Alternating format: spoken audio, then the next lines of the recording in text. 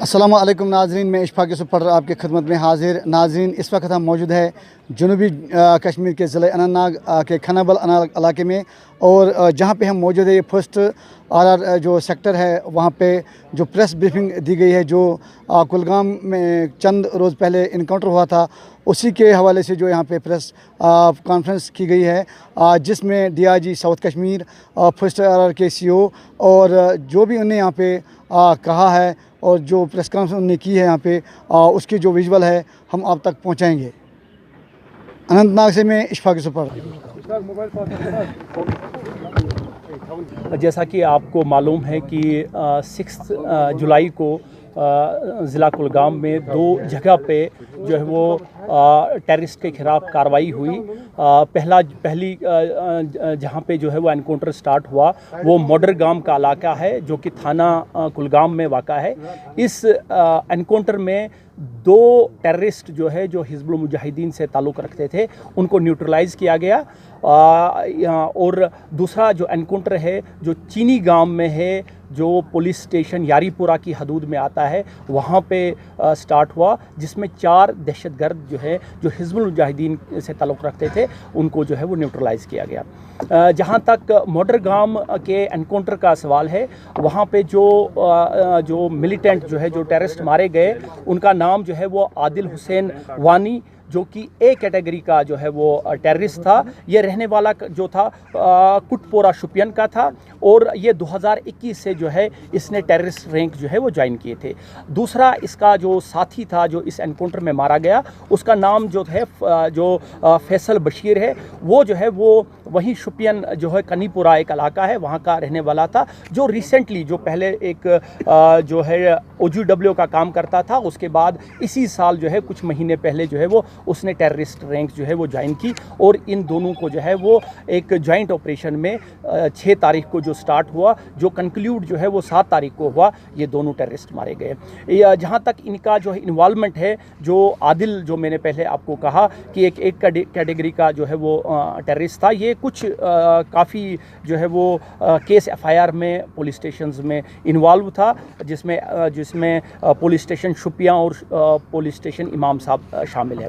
जहाँ तक दूसरे एनकाउंटर का सवाल है, जो कि मैंने आपको बताया कि चीनी गांव फिसल का इलाका है, यारीपोरा की हदूद में है पुलिस स्टेशन में, वहाँ पे भी ये एनकाउंटर जो है ऑन स्पेसिफिक जो है वो इंफॉर्मेशन के बाद जो है वो स्टार्ट हुआ, और यहाँ पे 4 जो है वो टेररिस्ट जो है मारे गए। इनमें जो नाम जो है, जिसमें यावर बशीर डार जो है जो A कैटेगरी का जो है वो टेररिस्ट था, ये रहने वाला उसी इलाके का था। दूसरा जो है इसमें जो है वो जो मारे गए दूसरे तौहीद अहमद राथर और शकील अहमद वानी और जो है वो जाहिद अहमद डार जो है, ये ऑपरेशन जो है वो कल कंक्लूड हुआ। तो ये जो है वो आपको जो है इस एनकाउंटर के इन दोनों में जो है वो FIR रजिस्टर हुआ है। पहले एनकाउंटर में जो है वो FIR 100 2024 पुलिस स्टेशन जो है वो कुलगाम में जो है रजिस्टर हुआ। दूसरे में जो है वो FIR 53 2024 जो है वो पुलिस स्टेशन यारीपुरा में है। इस एनकाउंटर में काफ़ी मिकदार में जो है वो असला और गोला बारूद जो है वो रिकवर हुआ, जिसकी डिटेल जो है अभी आपको बताई जाएगी।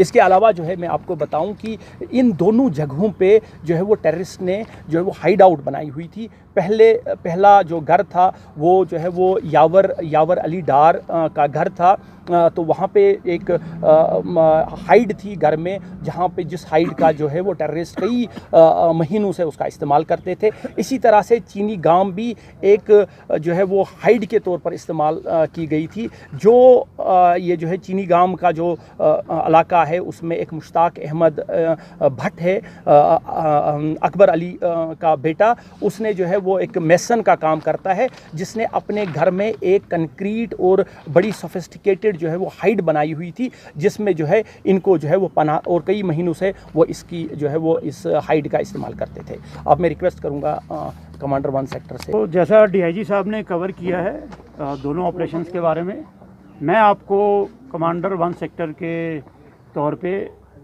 जो मेरे सेक्टर ने ऑपरेशन किया है चीनी गांव के बारे में आपको बताऊंगा। लेकिन इससे पहले कि मैं आपको चीनीगाम ऑपरेशन के बारे में बताऊं, आप सबको इस बात का पता है कि वहाँ हमारा एक बहादुर सिपाही प्रभाकर प्रवीण, जिन्होंने टेररिस्ट के साथ मुठभेड़ में अदम्य साहस का परिचय दिया और उन्होंने देश के लिए अपना सर्वोच्च बलिदान दिया। तो मैं आप सब की तरफ से और देश की तरफ से उनको श्रद्धांजलि अर्पित करता हूँ। जहाँ तक ऑपरेशन की बात है, डीआईजी साहब ने भी कवर किया। हमें इस इलाके में मूवमेंट की खबर काफ़ी दिनों से आ रही थी और हमने अपने सारे एजेंसीज़ के साथ और आर्मी ने अपने सर्वेलेंस डिवाइसेस और सोर्सेज की मदद से पूरे एरिया पे निगरानी रखी थी। 6 तारीख को हमें टेररिस्ट के मूवमेंट की एक सटीक खबर चीनीगाम इलाके में मिली और खबर मिलते ही 6 तारीख की 1500 बजे शाम तक कॉर्डन लग चुका था। 1600 बजे हमारे एक जवान ने 4 लोगों की फेरन में मूवमेंट देखी। इतनी गर्मी के समय में फेरन में मूवमेंट सस्पिशियस था और ये लगते ही हमने उन लोगों को चैलेंज किया और चैलेंज करते ही उन्होंने भारी फायरिंग शुरू कर दी, जिनमें उन्होंने AK-47 और हैंड ग्रेनेड का इस्तेमाल किया। इस फायरिंग का हमारे पार्टीज़ ने बखूबी उसका जवाब दिया, जिसके इसी एक्सचेंज ऑफ फायर में हमने अपने बहादुर सिपाही को भी खोया। 24 घंटे चले इस ऑपरेशन में 4 टेररिस्ट मारे गए। इन टेररिस्ट का नाम आपको डीआईजी साहब पहले ही बता चुके हैं। इनमें यावर डार, जाहिद डार, शकील वानी और ताहिद राठर शामिल है। ये ऑपरेशन कंक्लूड करने के बाद सर्च के दौरान हमें तकरीबन 6 kg की एक आईडी भी मिली, जिसे कोलैटरल डैमेज को ध्यान में रखते हुए तत्कालीन तौर पे इन सिटू वहीं बर्बाद कर दिया गया। ये ऑपरेशन हम सारी एजेंसीज़ के बीच में कोऑर्डिनेशन को दर्शाता है और 4 टेररिस्ट का इस तरह से मारा जाना 1 सेक्टर के एरिया में और साउथ कश्मीर में टोटल 6 टेररिस्ट का मारा जाना हिजबुल मुजाहिदीन तंजीम के लिए एक बहुत बड़ा झटका है। मैं सारी एजेंसीज़ का और कश्मीर के अवाम का उनकी सहयोग के लिए हमेशा शुक्रगुजार हूं और आशा करता हूं कि इसी सहयोग से हम और सक्सेसफुल ऑपरेशन करेंगे और कश्मीर में शांति बहाली में आर्मी अपना इसी तरह से रोल निभाती रहेगी। Thank you. इससे पहले मैं आपको ऑपरेशन के बारे में ब्रीफ करूं। मैं लास्ट नाइक प्रदीप कुमार नैन 1 पैरा SF इनको श्रद्धांजलि देना चाहूँगा, जिन्होंने ऑपरेशन मदरगांव में अपने अद्वितीय साहस का परिचय देते हुए वीरगति को प्राप्त किया।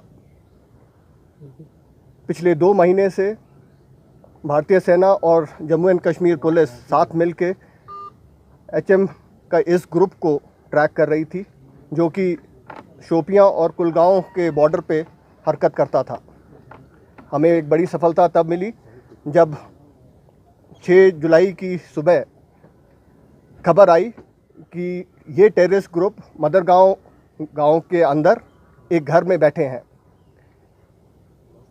इसके पश्चात तुरंत भारतीय सेना की 9वीं राष्ट्रीय rifle, 1 para SF, 7 para SF, Jammu and Kashmir police और 118 CRPF बटालियन की टुकड़ियों ने एक साथ मडरगांव में जॉइंट ऑपरेशन लॉन्च किया।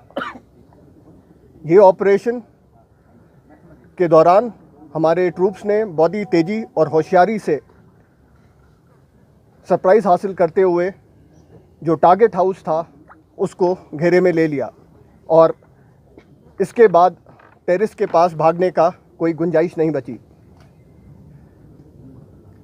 इसके बाद जितने भी सिविलियंस उस इलाके में थे उनको सेफ्टी से इवैक्यूएट किया गया और सुरक्षित स्थान पे ले जाया गया और तकरीबन 1300 आस पे जब हमारे जवान इस मकान में तलाशी ले रहे थे तो मकान के अंदर बने एक हाइड आउट के अंदर से टेररिस्ट ने अंधाधुंध फायरिंग शुरू कर दी। फायरिंग का जवाब दिया गया और टेररिस्ट को वहीं पिन डाउन कर दिया गया और उनको किसी भी तरीके से भाग निकलने की कोई चांस नहीं मिला।